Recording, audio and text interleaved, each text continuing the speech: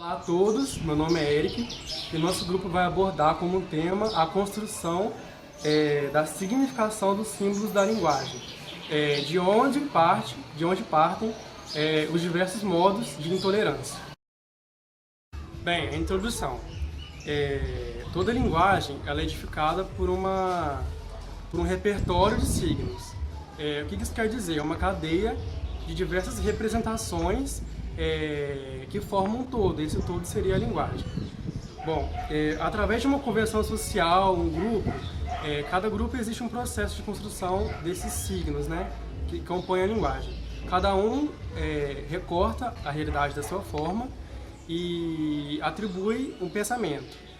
Ou seja, não só uma convenção social, um país, uma determinada cultura, cada um tem a sua significação e o seu pensamento.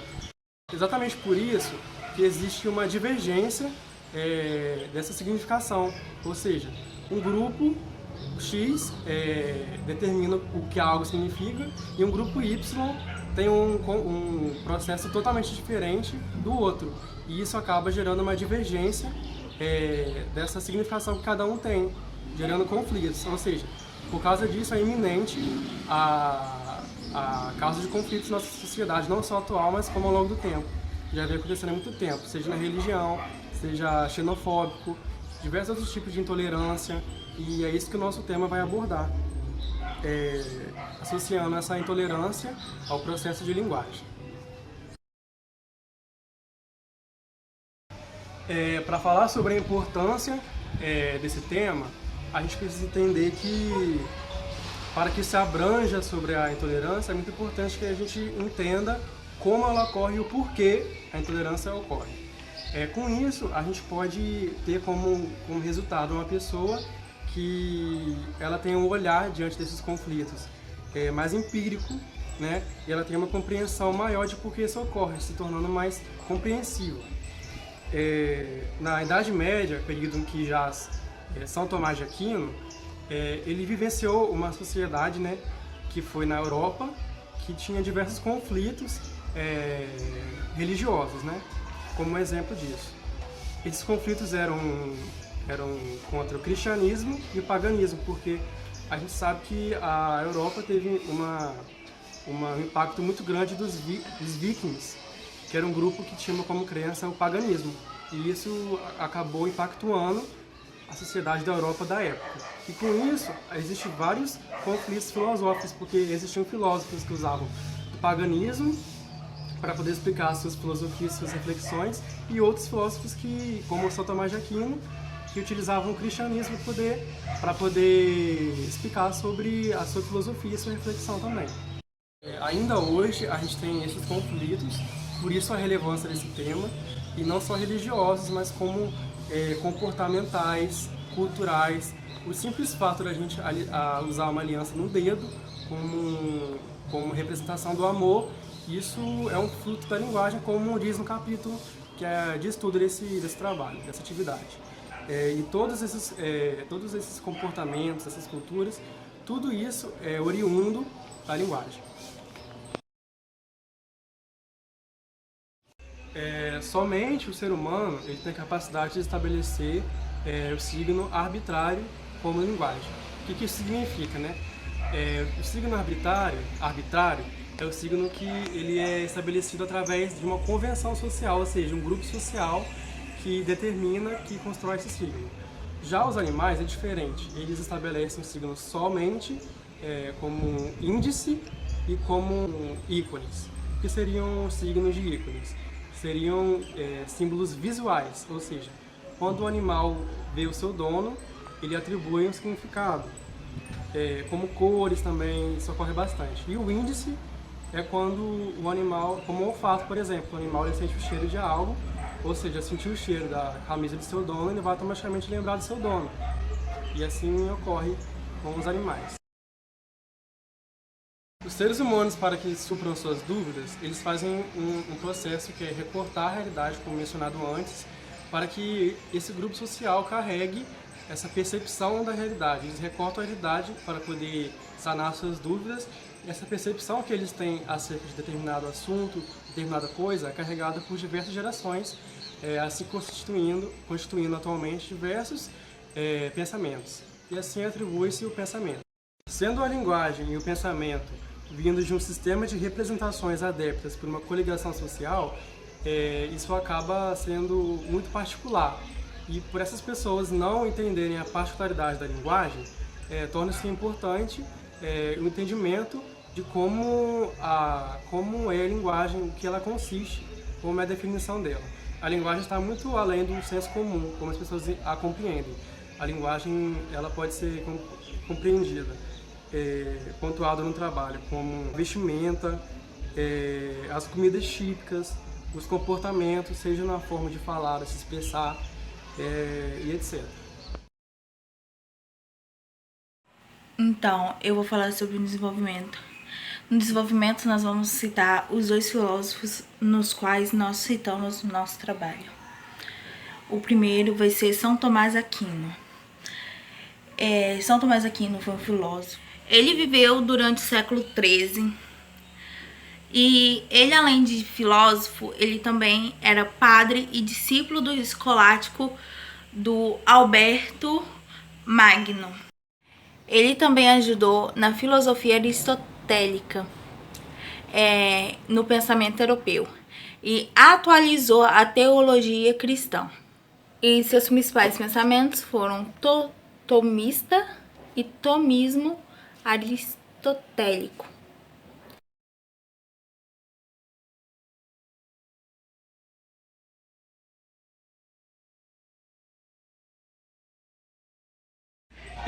Falando sobre o nosso trabalho, né, vai falar sobre o filósofo São Tomás de Aquino, né, e falando sobre as bases epistemológicas dele, do filósofo indicado, a gente pode citar que a sua filosofia traz uma visão muito aristotélica. Ele também tinha um ponto muito típico dele, ele inovou por quê? Porque ele queria explicar a existência de Deus através de diversos pontos, utilizando da razão. Ou seja, anteriormente, os filósofos separavam muito uma coisa da outra. E São Tomás de Aquino, ele trouxe a razão para poder explicar a existência de Deus. Ele era um doutor da Igreja Católica e ele tinha um estudo muito teológico sobre o assunto.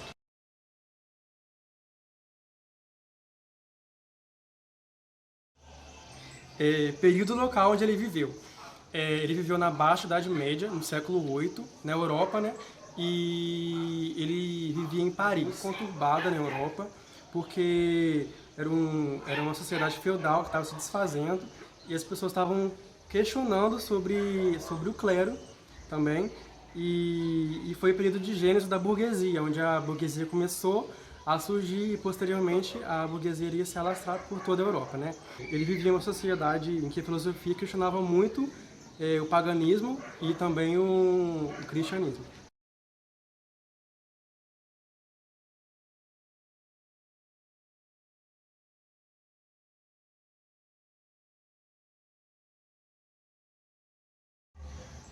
Falando sobre as bases teóricas que o influencia, a gente pode citar o cristianismo, até porque São Tomás de Aquino era o doutor de igreja, da Igreja Católica da época.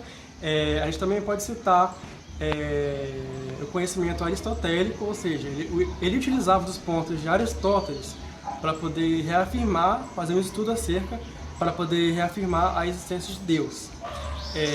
Alberto Magno também foi muito importante, porque ele ensinou muito do conhecimento da escolástica para São Tomás de Aquino. Tanto que São Tomás de Aquino, como mencionado, ele é conhecido como príncipe da escolástica. Ou seja, a escolástica era uma escola que abordava muito a filosofia cristã. Então, por isso que... E com isso a gente teve o surgimento do pensamento tomista e o tomismo aristotélico. Não obstante, o conhecimento de Platão e o conhecimento de Santo Agostinho também influenciaram seu pensamento, assim como as suas obras. Agora eu vou falar da filósofa a filósofa contemporânea escolhida pelo grupo. A filósofa que nós escolhemos foi a Márcia Tiburi. Ela é uma filósofa brasileira e os seus pensamentos são ética e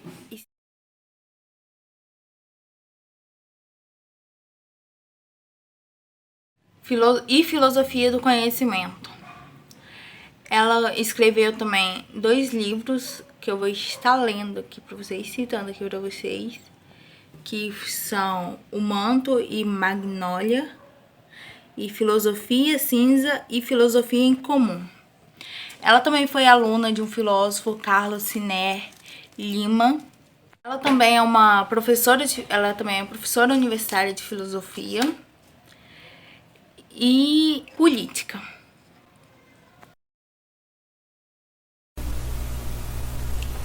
O artigo escolhido pelo grupo foi Finalidades da Filosofia do Direito. Nesse artigo a gente pode encontrar diversas indagações de problemas contundentes acerca das finalidades da filosofia do direito. Em destaque nós temos o que é filosofia do direito, qual sua finalidade, qual o seu objetivo, o que ela representa e proporciona, qual a finalidade dessa disciplina na vida acadêmica, qual a relevância dessa matéria na grade curricular e qual a sua importância e utilização na formação profissional do direito. O objetivo é mostrar a importância da disciplina da filosofia do direito na vida acadêmica e na vida profissional e também esboçar a relevância das suas finalidades, funções e seu papel. No próprio artigo tem uma conclusão em que diz: a filosofia do direito é a disciplina que exerce de forma intensa a tarefa de pensar e repensar de forma crítica, profunda e ampla no fenômeno jurídico.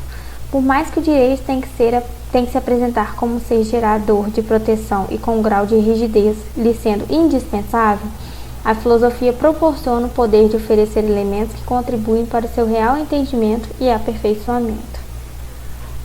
Utilizado pelo pesquisador do artigo foi que ele unisse várias ideias, reflexões, críticas de diferentes filósofos, o que abrangiu a união, a construção do termo filosofia do direito, com a metodologia baseada na ética e na moral. A filosofia do direito se compreende ao buscar os melhores métodos de contribuições. Como assim? Ela tem o intuito de avaliar e questionar as diferentes alas da atividade legiferante, com suporte concreto e reflexivo diante ao legislador.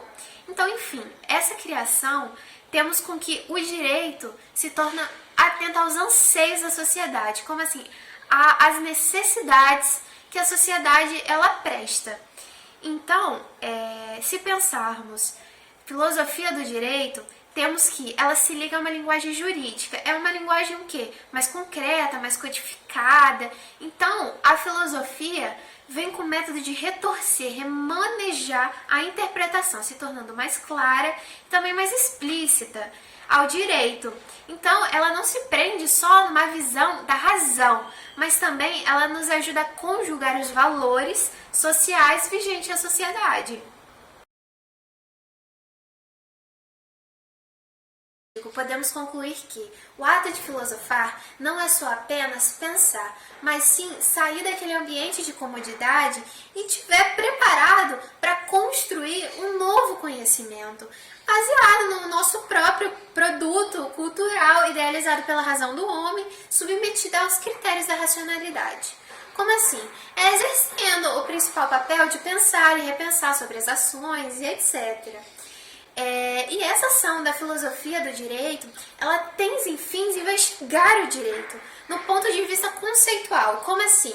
Ele exerce sobre o espaço jurista a percepção de abrir a mente e perceber as verdades escondidas muitas vezes em dialéticos discursos. Vamos um pouquinho com a concepção da filosofia do direito, vamos voltar lá um pouquinho na história, durante a filosofia medieval, no século XVI, na Europa. Foi quando São Tomás de Aquino, ele tomou frente das escolásticas. E o seu principal método era o quê? Era o pensamento crítico. Ele racionalizava o pensamento cristão refletindo na razão e também mais na fé. E um dos seus principais influenciadores, seguidores, era Aristóteles. E Platão também, enfim. E diante também ao nosso artigo, podemos citar uma da fala de Nunes. Para quem a filosofia do direito tem pelo menos 2 funções: estimular o pensamento e fazer uma crítica do conhecimento jurídico imposto pela doutrina. Então se liga esses dois termos, que a filosofia do direito, ela tem isso, ela tem um negócio de provocar, ela provoca, ela estimula o saber, ela estimula aquela questão de se aprofundar mais no conhecimento, não só naquela questão superficial. Muito obrigada.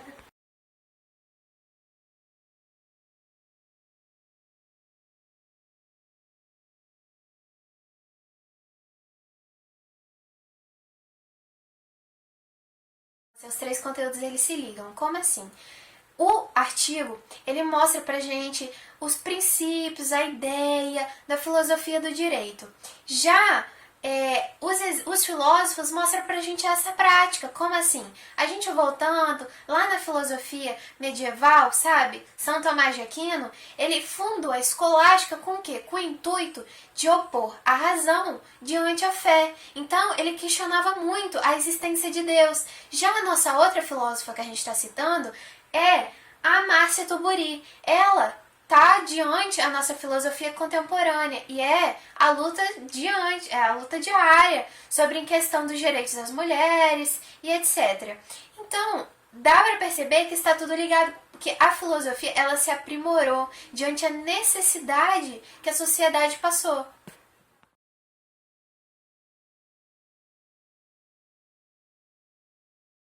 Artigo e o capítulo, percebemos que o direito e a filosofia estão juntas. Que os juristas são como os filósofos, só que filósofos que pensam dentro de uma doutrina, dentro de algo que já está escrito. E os filósofos não, eles pensam em algo, eles tentam compreender algo sem ter provas nenhumas, eles tentam provar uma coisa dentro do pensar deles, eles pensam, questionam isso. E eu vou ler um pedacinho de um escritor que ele falou o seguinte, que é o Nunes. A filosofia do direito tem pelo menos duas funções: estimular o pensamento, e B, fazer uma crítica do conhecimento, o jurídico imposto pela doutrina. É o que eu acabei de dizer, basicamente isso, que o direito, nós do direito, pensamos em resolver uma condição dentro do que já está escrito, que são as nossas leis. E a filosofia tenta compreender esse conhecimento em algo que não tem provas, eles tentam achar provas.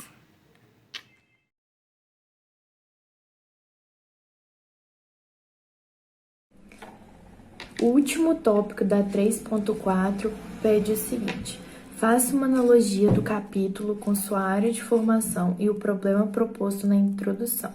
Depois de fazer a analogia e ler o capítulo, a gente observa que a linguagem, infelizmente, não veio só para o bem, não veio só para trazer a comunicação e o entendimento uns com os outros, mas veio também, infelizmente, como forma de conflitos entre grupos sociais que pensam diferentemente dos demais e causando conflitos. São eles os religiosos, culturais, comportamentais, entre outros. O curso de Direito, como uma linguagem culta e formal, através do problema mencionado, ele veio para a comunicação e o entendimento com o próprio.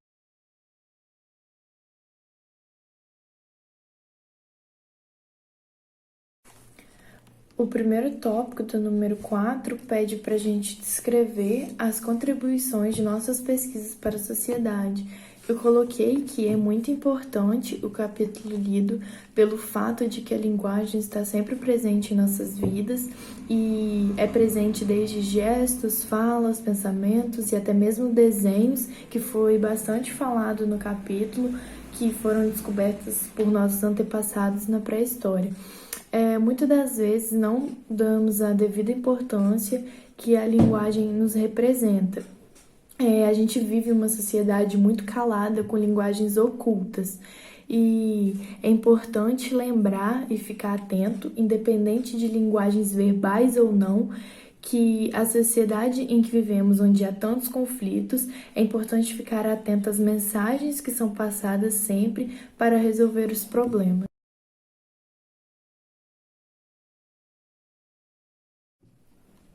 O segundo tópico, da número 4, pede para descrever as contribuições de nossas pesquisas para a nossa formação profissional. Eu coloquei que a linguagem é de fundamental importância também na área do direito, porque é um curso que requer uma linguagem formal e culta, e não só uma linguagem explícita e de riqueza, mas também para resoluções de problemas é necessário o entendimento de todos os tipos de linguagem, como falado no tópico 1, as mensagens não verbais. Então, o direito é necessário que a linguagem age no direito e é de extrema importância por esse fato. No terceiro tópico, da número 4, pediu para destacar as características que mais despertaram nossa atenção. Como foi falado nos 2 tópicos anteriores, a linguagem foi de fundamental importância para sua criação, pelo fato de que é uma forma que nos comunicamos, resolvemos desavenças, demonstramos afeto e carinho ao próximo, demonstramos pontos positivos e negativos e falamos da realidade que nos circundam, entre outros. A linguagem é um instrumento cultural e não tem como deixar de existir, por isso é tão importante e destaca tão relevância no mundo atual.